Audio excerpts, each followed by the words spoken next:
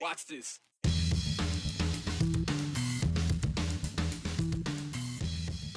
It's expected the Supreme Court will overturn Roe v. Wade this month. It's expected abortion will then be illegal in Idaho this summer. As expected, providers will have to figure out how to help women looking for help, which Planned Parenthood is doing this week. From a potter's field to a more proper goodbye, about a dozen Idahoans left this world without anyone claiming their remains. But Ada County has a way to remember the forgotten. She's the most decorated Olympian from Idaho, and this week she learned she will join two other Idahoans enshrined in the Olympic and Paralympic Hall of Fame. Muffy Davis talks about the honor and why she owes a lot to her home state. So Roe v. Wade may not be overturned just yet, but with that expectation expected as soon as later this month, preparations are already underway on how it will be handled here in Idaho. Last week, Planned Parenthood closed the doors to their Boise location permanently, and that's the one on State Street near Lake Harbor. The sign on that door, that closed and locked door, now tells patients to visit their Meridian or Twin Falls offices, the only Planned Parenthood locations left in Idaho. But just because they've shut down a third of their facilities doesn't mean their services for Idahoans seeking abortions or any other reproductive care is going away.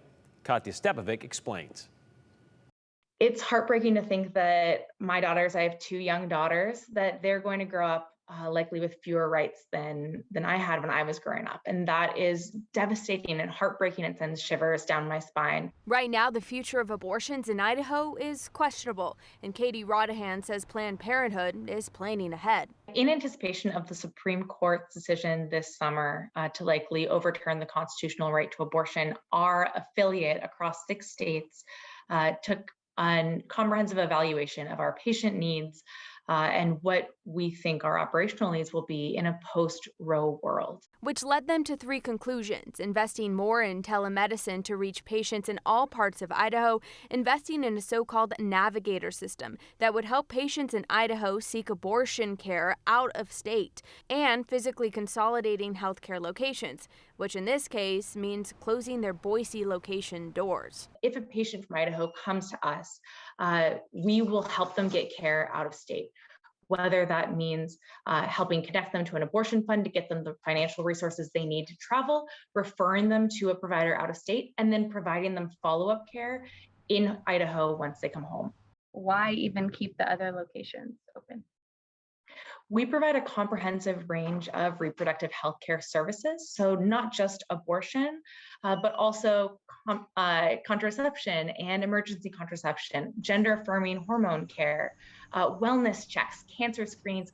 All of these are really important services that we still want to provide the people of Idaho. While Planned Parenthood's physical location in Boise is closed, resources for Idahoans to get abortions in bordering states like Oregon and Washington are ramping up. Abortion is a critical healthcare procedure. So no matter which way you spin it, an abortion ban in Idaho is an incredible loss for the state of Idaho, especially for already marginalized communities. So Black, Indigenous, people of color, and people in rural areas who are already disadvantaged by our healthcare system.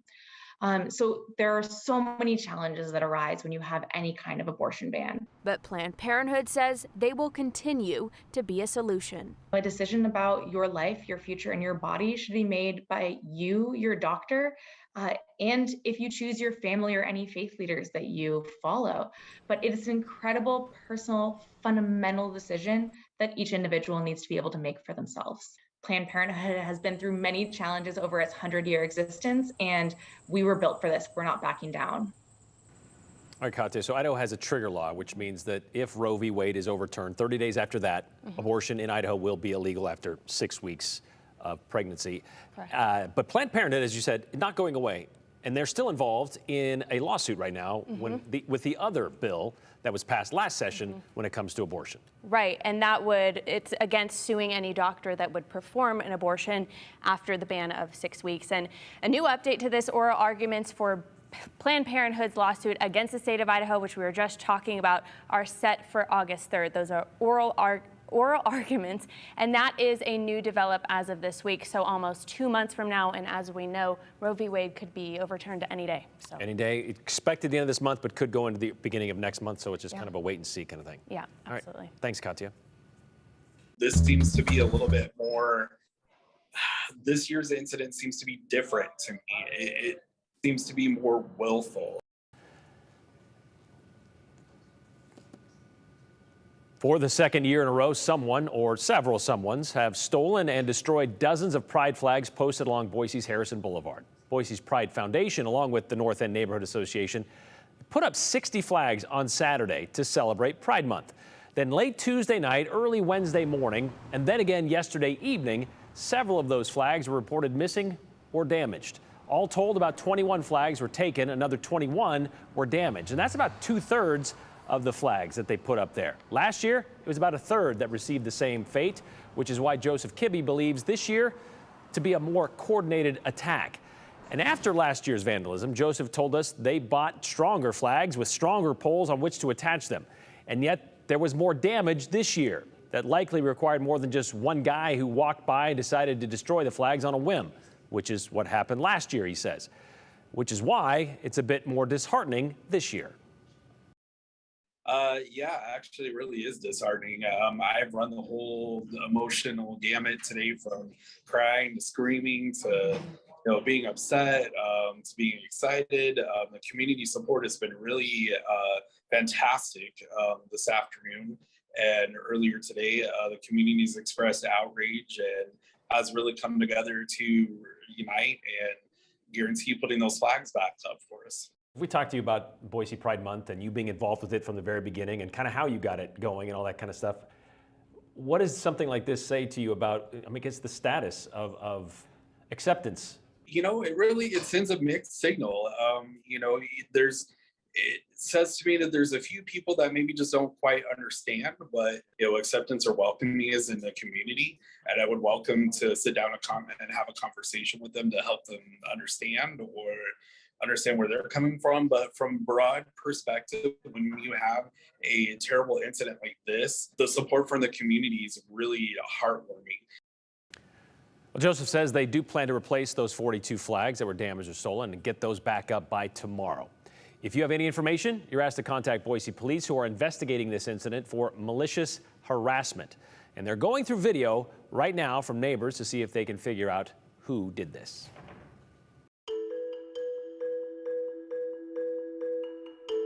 They died without family or friends by their side. Today, the community came to remember those who had been forgotten in order to give them a proper final goodbye. All right, here's your daily reminder. We want you to join the 208 conversation, and we make it very easy. All you have to do is text us to this number directly, 208-321-5614. Send us your questions, your comments, and your complaints are always welcome. And always include your name and the hashtag #the208. And as usual, we will share some of your clever messages at the end of this show.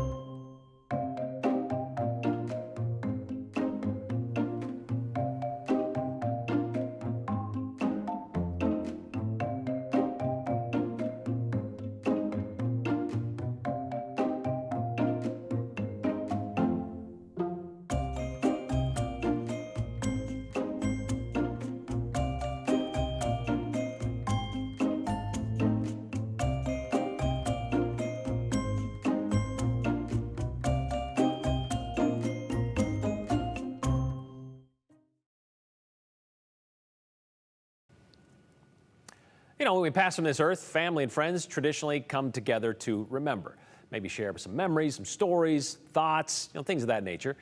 Other species may mourn, but it's uniquely human to come together for a funeral.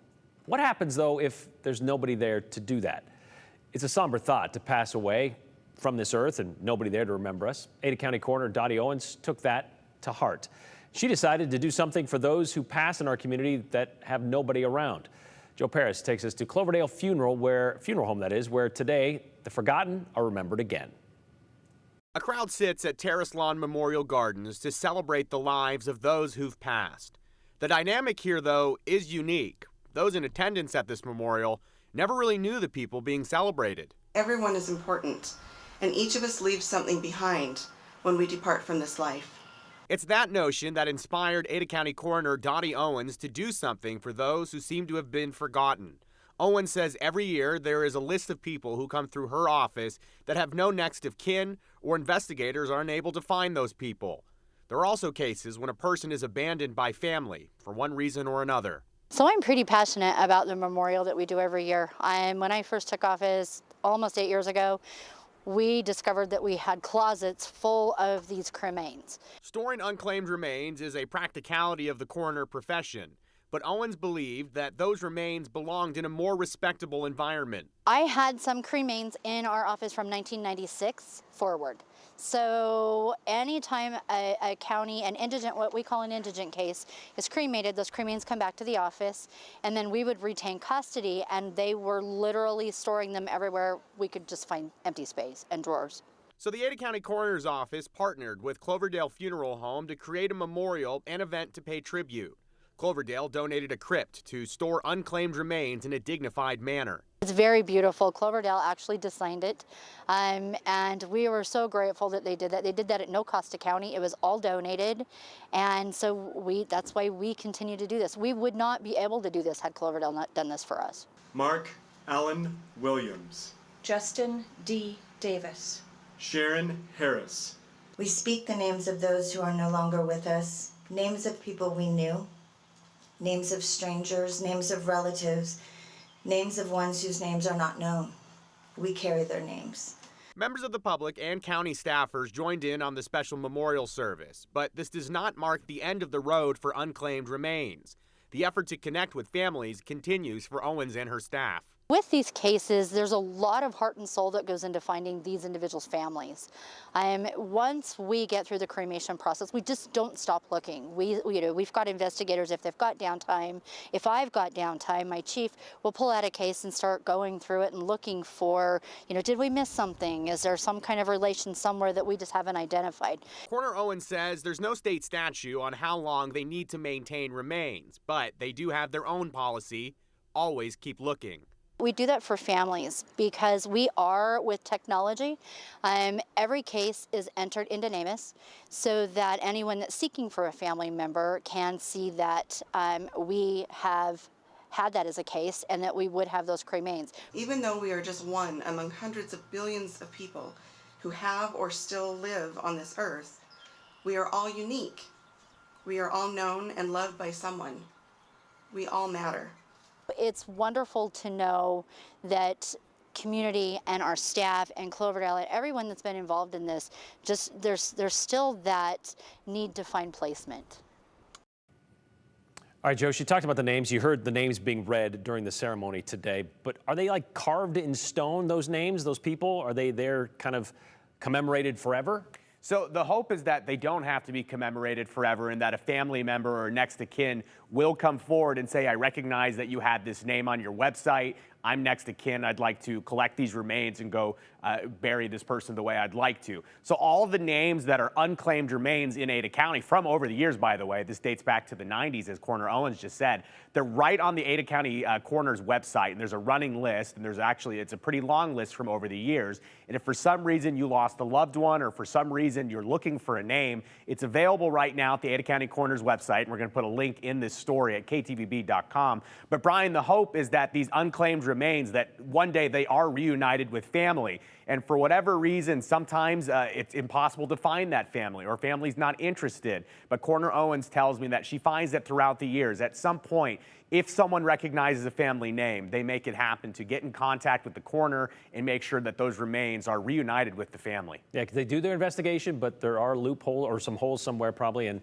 you never know. With blended families these days, anything's possible. Somebody's connected somewhere. And it has to be next of kin under state statute, so they can't just start handing out remains to people that say they're friends. So there is some technicalities to get through, but they really just want to get these remains buried with their family. All right, thank you very much, Joe.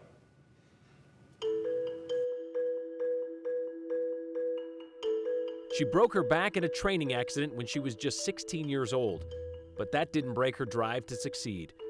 Muffy's a medalist in 2 different Paralympic sports, and now she's a member of a second Hall of Fame. Her story is pretty incredible, but we know there are more stories out there to tell. So if you know an amazing Idahoan that we can highlight, tell us about them. No gold medal needed, just someone making a difference. And as always, you can send it to us through text message, 208-321-5614. Don't forget to include your name and the hashtag #the208.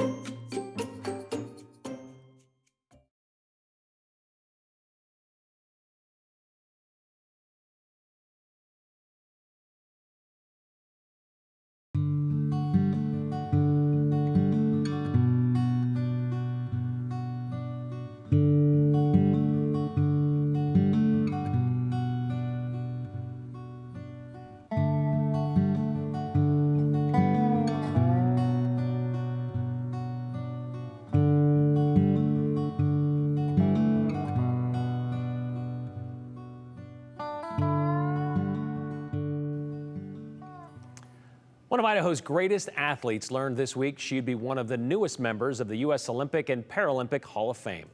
And it's quite a class in which to be included. We're talking the likes of Natalie Coughlin, Mia Hamm, Michelle Kwan, Lindsey Vonn. Ever heard of Michael Phelps? 12 inductees this year, including 2 teams. And 9 of those 12 are women. 2 of those women are Idahoans, And one of those Idahoans is being recognized for 2 separate sports in 2 different seasons.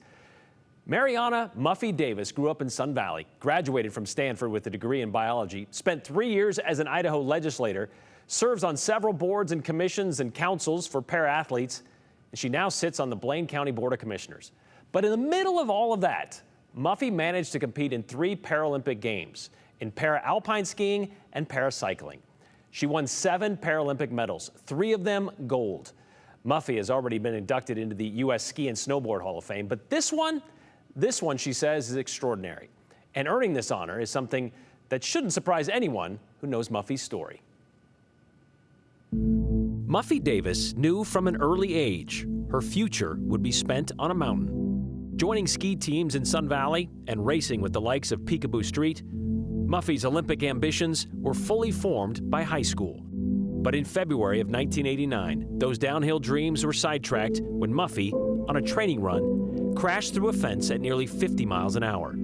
She hit 2 trees, breaking her helmet and her back.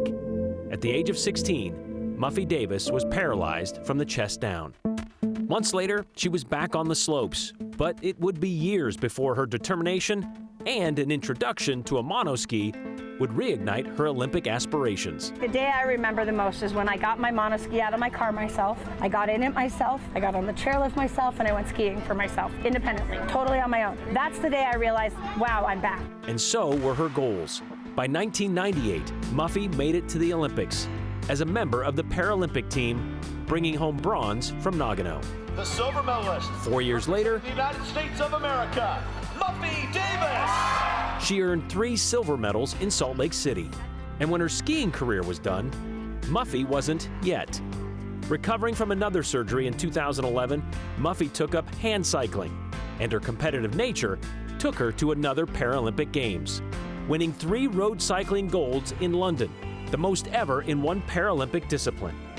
Discipline, determination, and dedication is why Muffy found herself included in a pretty distinctive list as a 2022 Olympic and Paralympic Hall of Fame inductee. And what I noticed is there's more women than men being inducted this year. I love it. Lindsey Vonn, Michelle Kwan, Mia Hamm, Billie Jean King, Pat Summitt, and Muffy Davis. And Gretchen Fraser. Yes. I know. This is very, very, very cool. I know you set out at a young age to make the Olympics. Right.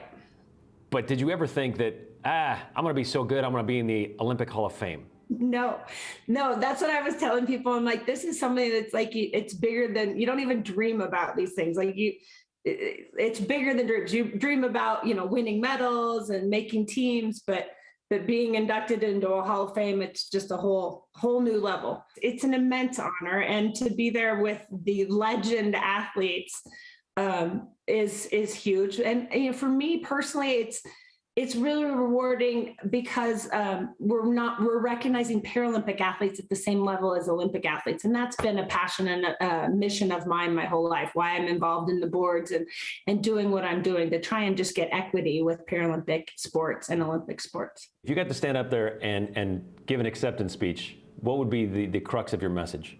I think the crux of my message is that we never do it alone. And it's whether it's the U.S. Olympic and Paralympic Committee, it's our sponsors, it's our families. For me, it's been Idaho. Idaho has been so powerful and so strong behind me and all. Even when I moved to Utah and lived down there, I got more recognition, more support from Idaho. And that's why I wanted to come back, because I just love this state. I think it's a very special place, and the people here are really cool. We are really cool. Well, so Muffy will join the U.S. Olympic and Paralympic Hall of Fame alongside her former junior ski teammate, Peekaboo Street, who was inducted in 2004.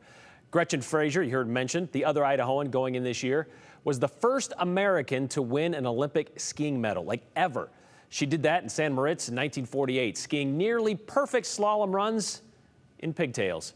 She and her husband retired to Sun Valley, where Gretchen became mentors to both Peekaboo and Muffy, and where they lived until both of their deaths in 1994.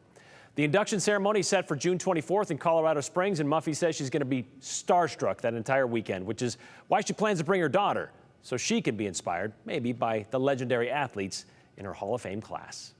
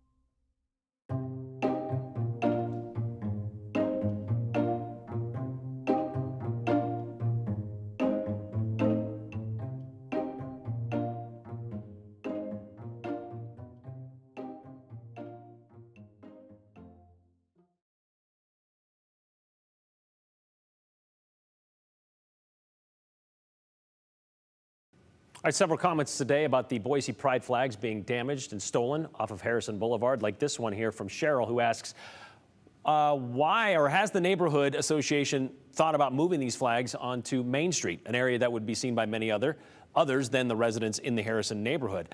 This is something that the Harrison North End Neighborhood Association has taken upon themselves to put these flags up. So they kind of chose to put it, well, along their most popular boulevard, and that'd be the Harrison one.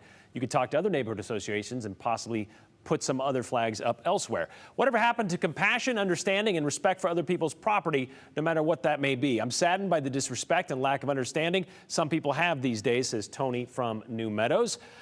How and where can we donate to the Boise Pride so they can buy more flags or whatever else they need to celebrate with dignity? You go to boisepridefest.org. We'll have a link to that in this story on our website. I'm in my 70s. It's difficult to be clever and concise when concerned watching my home state become so heartless when it comes to women's health and inclusion of the LGBTQ community, says Cecil in Meridian. All right, you gave time for Planned Parenthood. Are you going to give pro-life movement equal time? I think the Idaho legislature has made that very clear. We'll see you tomorrow.